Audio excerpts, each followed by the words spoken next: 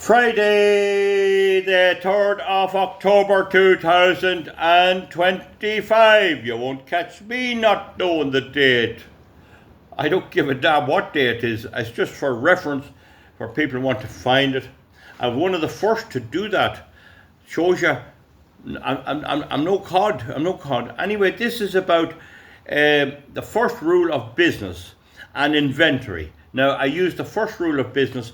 That's the way a farmer with cows talks. And then I use the word inventory because, it's a bit more scientific, like, a bit more scientific.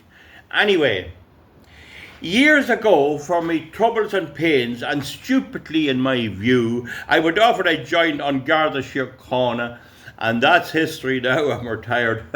I always think I would be better off driving a lorry, but that's neither here nor there. It didn't stop me keeping me farm and doing a wee bit of farming while I was in it and building a couple of houses and things like that. And I had a lathe all the time and I was making things, and I'm resting this on the lathe and I'll be showing you some stuff after. Anyway, one of the things that happened, I took over a station with about 22 guards and 4 sergeants, and there was a store up the back and it was crowded out. You couldn't get into it. And there was certain books we needed. There was diaries, which you needed to enter in day-to-day activities. At 4 p.m, Garda Smith left regular on duty. At 5 o'clock, he arrived back with a prisoner. So the thing about it is, you had to have a diary. There was a cash book. There were certain books that were in everyday use, and there were other books that were not used at all. Registers of dogs seized was one. It's still on the books. You're still supposed to have a register of dogs seized. Now, some of the books that they used, there was books like warrant registers and things, were all bound in lovely suede. They were very, very expensive. And every year there was a requisition of stationery, and you filled in what you needed on the form. I filled in what I wanted, and because there was, I think there was, I couldn't count them. I'd say 18,743,000 big thick books, each costing €400 a piece, and pounds before that, and other books that'd be bigger than Marsh's Library in Dublin. Some person was producing them. They were costing €300. They were getting 200 profit. They were well in with the political parties, and they got sending out the books and billing it to the department. There was no connection between the end user, the guard and the sergeant, and the lad that was pushing them on, the corrupt Fianna Fáil, Fine Gael, Labour and Sinn Féin, and people before puberty, politicians. One day I took over the station and I couldn't get into the room, and I decided that I'd stop. The first thing you do when you're in a hole, you stop digging. So we had the store full. It was a store about 10 foot by maybe 8 foot wide, and there'd be an old brush in there, an old bucket as well, but there was shelves in it. So anyway, this was a small station, and it was a small station building, and it now has the strength, because it was near the border, of 2 guards. I don't think there's a sergeant. There may be a sergeant there now. We'll say there's a sergeant and 2 guards. That's it now. So I'll tell you the importance of it. But the border made it important. Now, the point about it is that every half year, you fill out a requisition of stationery. And I filled it out, but I put none of this other expensive stuff. I just put the basics on it.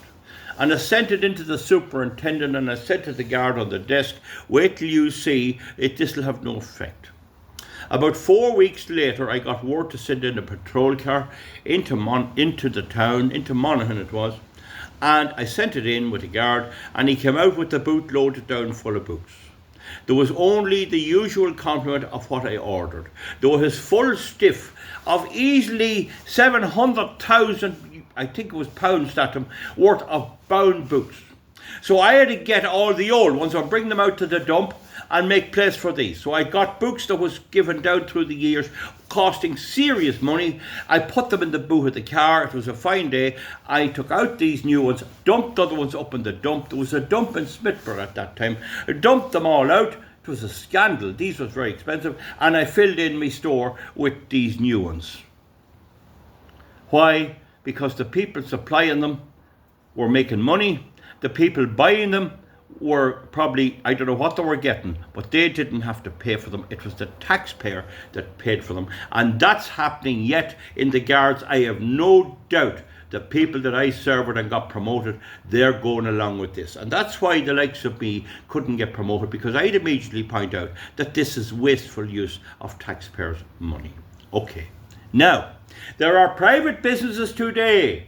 There's farm centres, machinery centres, meal suppliers, nut and bolt suppliers, and they supply all the things that's needed, but they have no such thing as an inventory. You go into a mechanical shop, it's mostly young girls.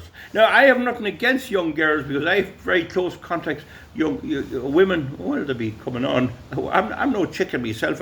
I'm pushing 60, you know. But anyway, they're coming on, and they're probably wiser than me. So I'm not against the girls, but they never educate them. They never send them to in-service training. They never tell them the various trades or anything else. Now, most shops in Ireland, most of those big shops, sell just metric course threads, metric course bolts and stuff. Now, it's put on computer. As far as the staff are concerned, if it's not on the computer, it doesn't exist. It doesn't exist. Now, I fully agree that a shop can't have everything. There has to be specialised providers. Specialised providers. But an example is these little bolts here. These are countersunk. See them there? Allen head bolts.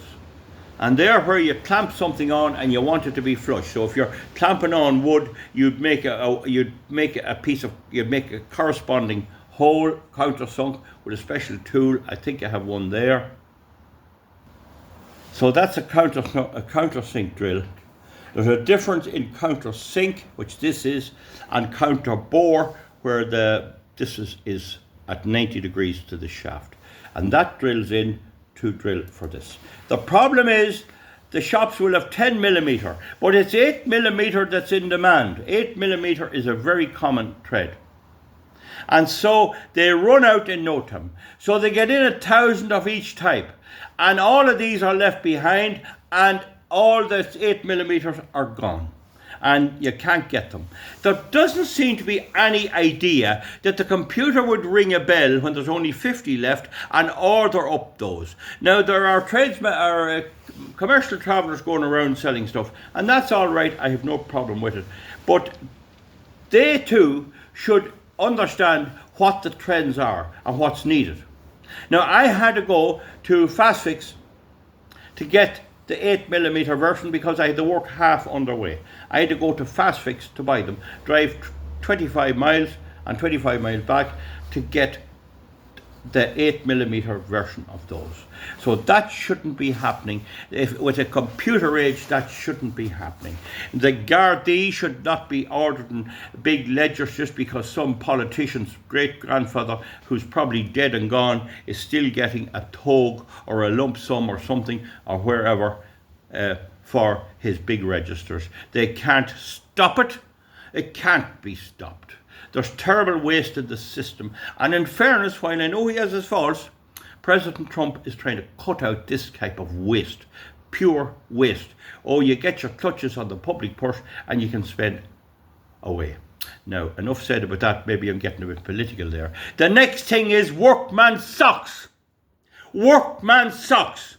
There's nowhere supplying them. They can't be got, because if there's a pair comes in, or there comes 7 million pairs into a particular store, they're gone the next day. Why can't they buy 150 million pairs? The other thing is they have the good ones, the good skiing socks and the good woolly ones have a leg that goes right up above your knee and up to your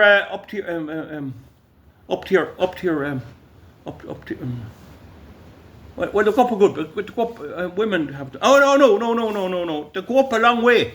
You don't bloody want it. You want a sock that goes up that far that'll do you in a pair of boots, or that you can shove your trousers into the top of it. But no, it's a way up here. And if you cut them, they'll unravel. They can't supply a decent workman's stocking. They can't supply it. They're not anywhere. Why? Because the people running the shops are too stupid to order them. Now, some of the local drapers do have them, definitely, and some of them are wiser. And you should not discount the local shop, the local draper or the local supplier. Some of them are only too anxious to get stuff for you. But still, the shops need to have an eye on the ball. It doesn't matter where they're made. They need to have their eye on the ball and they need to have them in. And then you go online and it's, oh, we can send them 2 pairs for the price of 1. If you want a good pair of socks, you don't give a damn about the price. If you sell a bullock and you get a good price, you'd buy a few socks. The price isn't the thing. Now, there was a crowd there. I was buying trapezoidal nuts for the lathe. I have my hand on it here, and I've ordered one before for the cross side, and it took it 6 weeks to come. But this time I couldn't get them supplied anywhere, and I ordered them again, and they came the next day, 2 days I think it was. Couldn't believe it. Perfect job. Bronze nuts. So they're getting better at it. ACCU, they're for certain type of machine tools. There's also a new crowd called TAMU and all of that. So there's no little bit of imagination among suppliers or anything else, and there may be an opening there. But certainly the first rule of business is never refuse money. If you're in the business of selling machine tools, you shouldn't diversify too much. You really shouldn't, because then you water down and put a bigger power on the staff, more pressure on the staff. But what you can do is order certain things that are wanted. You go into a cooperative store, they're selling meal, this and that. You need good old socks, good old warm socks in this weather. The other thing you can't get is, all the nuts are lock nuts. No, not all, but some of these girls in these places, they think if it's not a lock nut, it's no good. There are certain applications where a standard nut is better than a lock nut. And they don't seem to, there's an example there of a standard nut and a lock nut. So I'm not saying they all do that. You can get them in most places, but lock nuts are not the answer to everything, and there are certain applications where they're not needed at all, and you don't want them. They can be a nuisance, because if you're bedding the nut up like this, if you're putting another nut on top, you do not want plastic here. You want a good solid nut. Okay. Now the other thing is workman's boots. They can't understand that some people prefer no steel in the toe cap. Yes, they're needed for health and safety. I have no problem with that. But for certain things, like walking, people out walking, power walking, it's good for you. Get the circulation going. And many other things around the place. And in this workshop, I have no heavy equipment here. The only thing I have is the bench device for the drill. And that's heavy. If that fell on you, I don't know, would you lose the sock? As the fella said, you might lose the nail, but you'd find it in the sock. That's the way they used to say long ago. But the thing is, I prefer boots with no steel toe cap for most jobs. That's the way I go on all my life, and I still have all my toenails, right? So you can't buy them. They got out of the idea of making them. Oh, that's the regulation, you must have them. There are people who don't want them. And hill walking and power walking is a very good example where the steel toe cap is an incumbence. Don't forget, we could all wear clogs like they do in Holland or the Netherlands if we really want to, but we don't want to. It's an advice for businesses. See what's selling.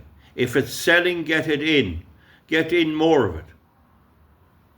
They can do it a little. For example, in Woody's DIY this time of year, you won't get seeds much. You'll get it in the month of March. And that's life.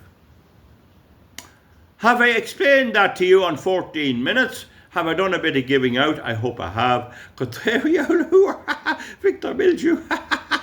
But please, see what's going. See what's in demand. And get it in. Get a supplier. And if someone else can't supply it, get it. And if your commercial traveller says, oh, well, I can't get you those socks, well, I'll get them somewhere else. And if you have to order a box of them online and have them up there. And remember, cost isn't everything. Cost isn't everything. If I'm stuck for a nut like that, I'm not that worried. Or if I'm stuck for this one here, I'm not that worried. I want it to fit and I want it to work. And I only want 4 of them. So the fact that you can get 10% off doesn't matter to me. I notice now if I go anywhere, the phone, they know where I am. I went in somewhere one day. I was over in Dundalk, and I think went in for a cup of coffee, I think. But whatever way the signal was, there was a place next door selling ladies' handbags, I think it was. And my phone picked up the signal, and the next thing I got a whole heap of messages about ladies' handbags. And then you search something, and you want a set of Allen key wrenches, and you buy this, and for the next 3 months we'll deliver next day. They can't get it into their thick skulls that you already bought it, and you don't want another one. They're as thick as planks. The only ones that isn't as thick as planks is my 1129 subscribers. Oh, you want to see them? They're unbelievably intelligent, except for a lad called Cleary and another fella called Slattery that's trolling me there. I delete them because they're getting ridiculous times. But they can keep coming on with it, I don't mind. I'm not vexed about it, but you have to keep it on the job. Is that all right? 3rd of October 2025. Why do I speak up loud? People are hard of hearing. I talk loud all the time because I find people can't hear me. If you come to me, we'll say to do work, you'll have a tractor going over there and an agitator over there, and we still can communicate, we shout. And that was brought out do you remember that EastEnders programme? There was a fella in it, Fred.